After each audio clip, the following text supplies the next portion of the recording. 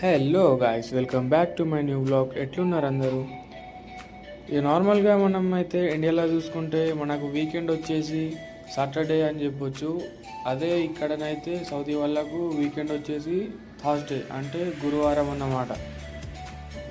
Weekend special వచ్చేసి మనం ఇవాళ బిర్యానీ చేస్తున్నాం అన్నమాట, మటన్ బిర్యానీ. ఫస్ట్గానైతే మనం ఆనియన్స్ని అయితే ఫ్రై చేసుకోవాలి గోల్డెన్ బ్రౌన్ కలర్ వచ్చే వరకు. ఆ తర్వాత మటన్ అనేది ఉడకబెట్టేసేయాలి.